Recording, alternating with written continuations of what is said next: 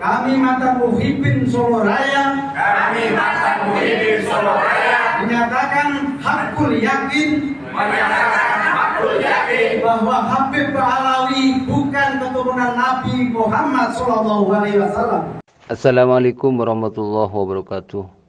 Mohon maaf Pak Kiai, saya mau tanya sama sampean sehubungan dengan nasab para habaib yang sampai sekarang belum selesai. Yang mana nasab para habaib yang kami ketahui, yang saya ketahui menurut beberapa kajian atau penelitian yang dikaji serta diteliti oleh para kiai Nusantara, sebagian, bukan semuanya,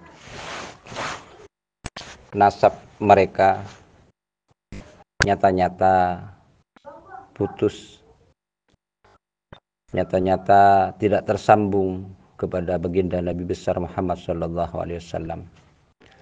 Saya sebagai orang Madura, yang kami ketahui khususnya di Madura ini, mereka kan tetap bersikukuh dengan kepercayaannya bahwa para habaib itu dzurriyyah baginda Nabi besar Muhammad SAW. Padahal kan banyak Pak Kiai dari mereka, para kiai, bahkan banyak dari pesantren-pesantren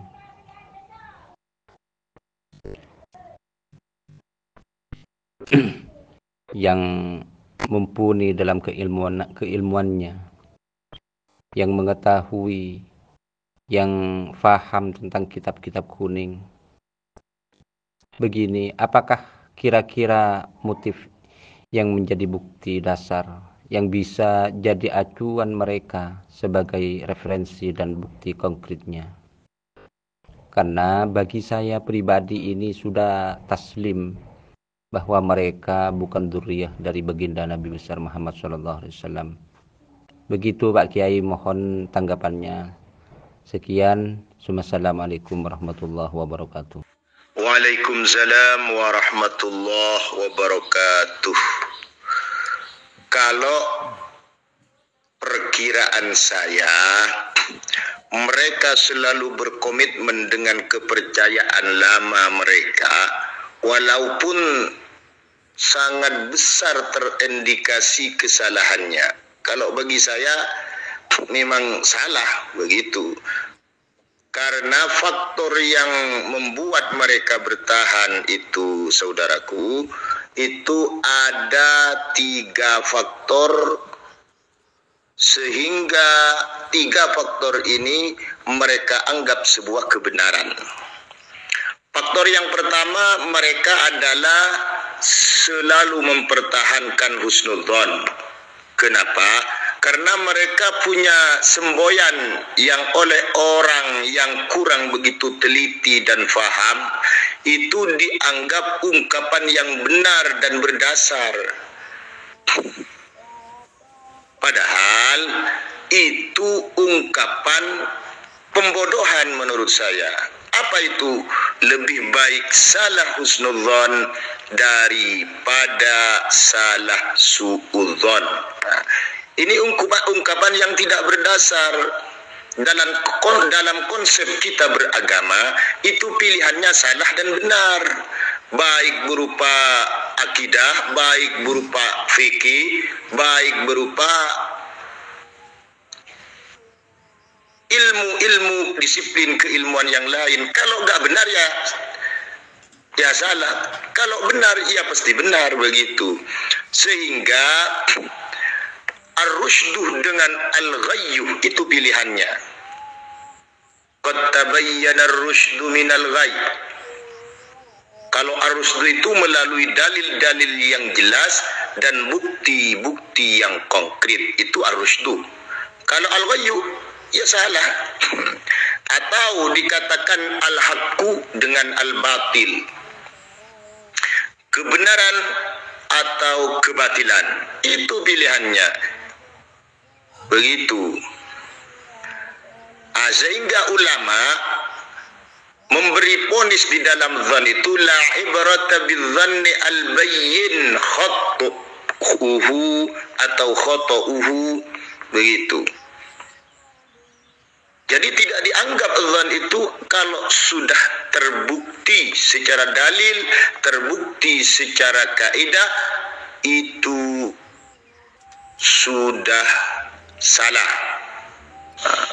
Kalau bertahan menggunakan lebih baik salah husnudzon daripada salah suudzon, oh ini berarti orang yang gak ngerti dalam ilmu pernasaban. Kenapa Rasail fi ilmil ansab di halaman 101 mengatakan wala yasbutun nasab bisyubuhat.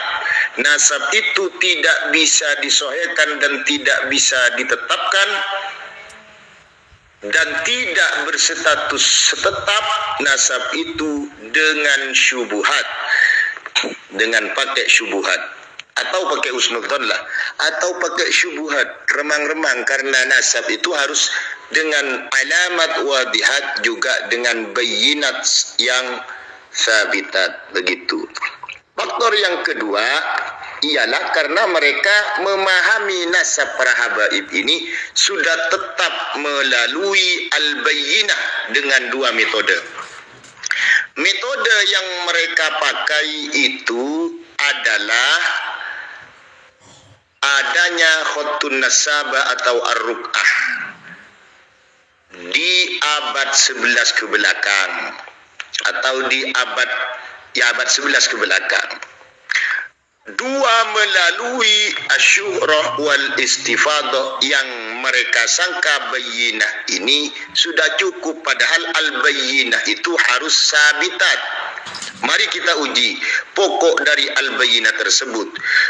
Yang pertama, khotun nasabah itu merupakan al-bayyinah atau bukti yang konkret bila khotun nasabahnya memenuhi syarat-syarat sehingga dikatakan oleh Rasail fi ilmil ansab di halaman 101 yasbutun nasab bil bayyinati sabitat, bayyinahnya harus sabitat.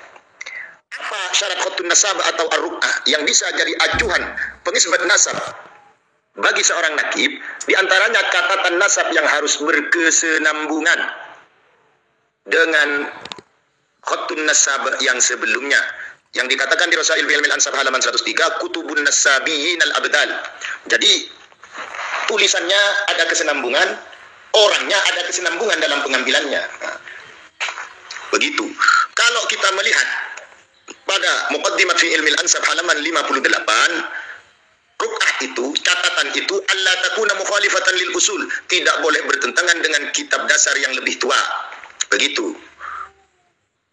Dan nasabnya para habaib yang dikatakan Ubaidillah bin Ahmad ini pasti, sangat pasti terdapat dhaniyatud dilalah alal maksud. Kenapa? Karena Ubaid dan Ubaidillah ini tidak sesuai dengan apa yang menjadi rujukan referensi mereka.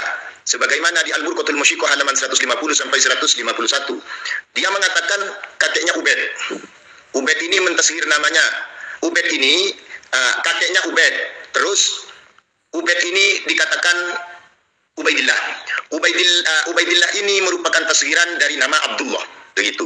Artinya untuk menisbatkan nasab kakek moyang mereka agar supaya sama dengan nasabnya Syarif Abil Jadid, dia membawa Ubaid dan juga Ubaidillah kepada Abdullah.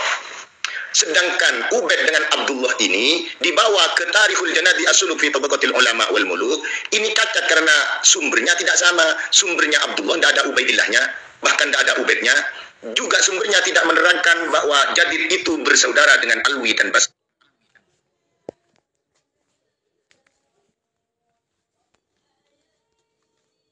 Dengan Alwi dan Basri, begitu, sehingga ini termasuk dhaniyatud dilalah al maksud atau termasuk data palsu atau al-maudhu, sebagaimana di Muqaddimat fi ilmil ansab termasuk kepada kategori al-adraj, begitu.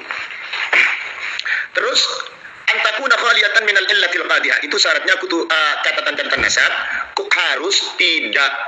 harus sepi dari illah al-qadihah. Ternyata nasabnya Ba'alawi ini terdapat ilah al-qadhiyah yang sangat jelas, yaitu keterputusan riwayat selama 500 tahun karena sumber datanya tidak ditemukan sampai sekarang, bahkan sampai adanya pertemuan di RA kemarin. Begitu. Sehingga al-bayyinah yang terdapat dalam catatan nasab Ba'alawi tidak sama sekali tidak sabitan. Sehingga seorang nakib tidak bisa menggunakan khattun nasabah atau ar-ruk'ah yang terdapat di abad 9 ke bawah sampai sekarang, itu tidak bisa dibuat acuan untuk mengisbat nasab mereka, sehingga nakib Naqabatul Ashraf Al-Arabi Mekah Madinah yang saya dengar itu tidak mau mengisbat nasab mereka karena Ubaidillah Ahmad Al-Abah itu tidak pernah mempunyai putra yang bernama Ubaidillah, kata mereka. Juga Naqabatul Ashraf At-Talibiyin di Irak, dia bahkan membatalkan. Juga yang membatalkan Naqabatul Ashraf Al-Aqliyin di Mesir. Nakib-nakib internasional ini membatalkan nasab Ba'alawi karena memang tidak memenuhi syarat secara khattun nasab, juga tidak memenuhi syarat secara syuhrah wal istifadah. Kenapa? Metode yang kedua yang mereka pakai, asyuhrah wal istifadah, dalam penetapan nasab melalui syuhrah wal istifadah ini harus lulus 3 unsur yang telah dikatakan oleh Imam Asy-Syafi'i di dalam kitab jilid 8 halaman 204. Juga dikatakan di Bahrul Madhab Imam Ar-Rawiyani di jilid 14 halaman 134. Itu syaratnya 3. Dan 3 ini bersamaan, artinya cocok dengan kaedah-kaedah ilmu nasab yang harus dipenuhi dalam syuhrah wal istifadah. Yang pertama, idza sami'ahu yantasibu zamanan. Itu perkataannya Imam Syafi'i. Kalau perkataannya Imam Ar-Rawiyani harus tuluz zaman. Nah, syuhrah wal istifadahnya itu harus sepanjang zaman, bernasab di setiap masa. Itu yantasibu zamanan. Ini selaras dengan kitab nasab di Al-Mu'qibun halaman 13. Wa yu'rafunahum bisiyada fi jami'il ajyal. Mereka dikenal oleh orang-orang dengan laqab atau dengan kategori sayyid di setiap generasi. Jangankan sayyid, mereka datanya bisa dibaca di dalam kitab-kitab mereka. Mereka telah memutuskan bahwa kakek mereka sebelum abad 11, sebelum Umar Al-Attas, itu gelarnya Syekh Imam, katanya. Imam Syekh, tidak pernah bergelar Sayyid. Dan di abad 11 sampai sekarang gelarnya Sayyid. Tidak, gelarnya Al-Habib.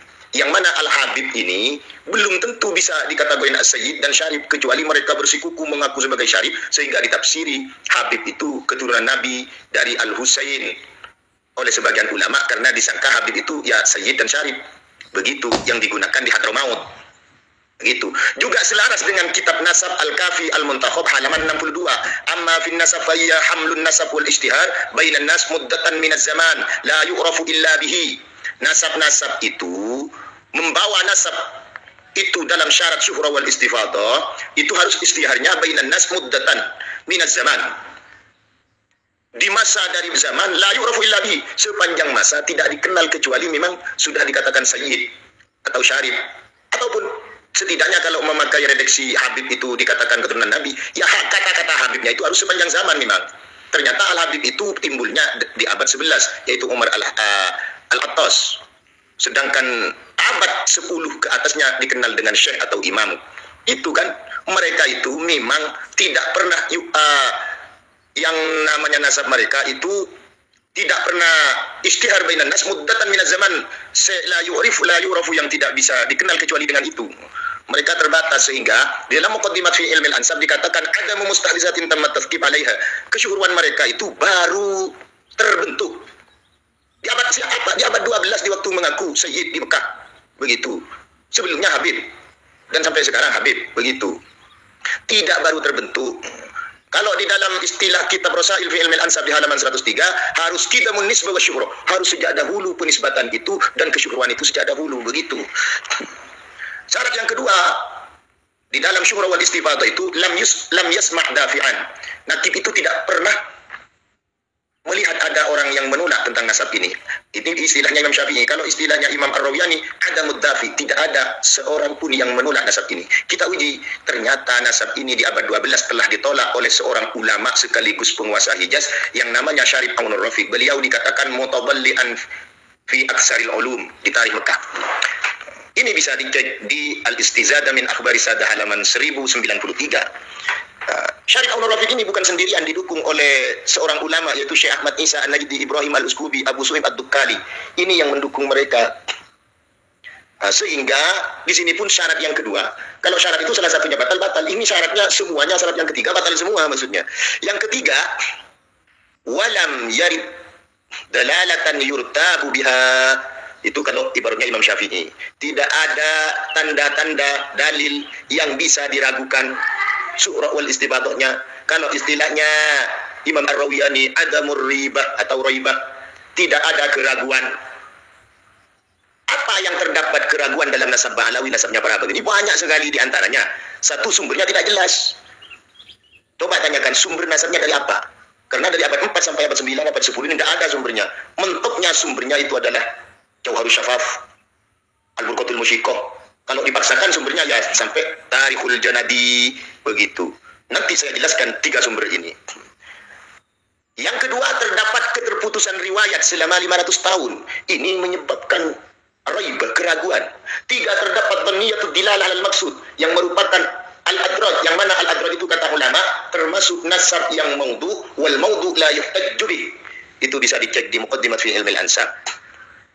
4, bertentangan dengan kitab aslinya, sehingga nakib-nakib internasional semuanya menolak untuk mengisbat nasab para habaib ini. Buktinya Naqabatul Ashraf Mekah, Naqabatul Ashraf Irak, Naqabatul Ashraf Mesir, Al-Aqilin, Naqabatul Ashraf At-Talibin di Irak, Naqabatul Ashraf Al-Arabi di Mekah Madinah, begitu. Terus faktor yang ketiga, mereka tidak mengerti bahwa sumber rujukan yang mereka pakai adalah 2 kalau pakai nasabnya Ubaidillah, yaitu Al-Burqatul Musyiqah atau Al-Jauharus Syafaf. Kalau dipaksakan menggunakan Abdullah, maka sumbernya adalah As-Suluk fi Tabaqatil Ulama wal Muluk, karya Imam Al-Janadi. Imam Al-Janadi itu perlu diketahui itu murni orang mu'arrikh, orang ahli tarikh, bukan ahli nasab. Maka nasab ini juga terdapat syubhat yang dikatakan wala yasbutun nasab bisyubhat. Kenapa? Karena sumber ini sumber yang bisa dikatakan palsu dan dusta. Bisa dilihat di Rasail fi Ilmi al-Ansab, halaman 165, halaman 164 sampai 165. Begini ibaratnya, amma madhanul waqi wal kadhibi, adapun tempat-tempat yang bisa diduga sebagai kepalsuan dan kedustaan fil ansab, di dalam nasab, fanajiduhu fi, maka kita bisa melihat di dalam kutubut tasawuf, Al-Burqatul Musyiqah, Suhuful Akhbariyah allati min sya'niha ilmun nasab, kitab-kitab kabar yang di dalamnya tidak termasuk bagian dari ilmu nasab. Apa itu?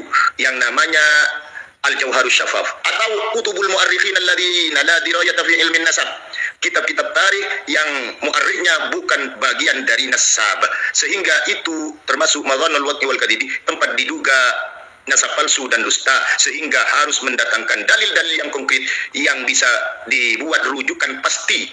Data-datanya harus ada, rujukannya ini kitabnya, ini buktinya, harus begitu. Sehingga mustahil nasab para habaib ini bernasab kepada baginda Nabi besar Muhammad sallallahu alaihi wasallam. Itu metodenya ilmiah, baik pakai ilmu fikih dan ilmu nasab, begitu. Mereka seperti ini nggak mengerti.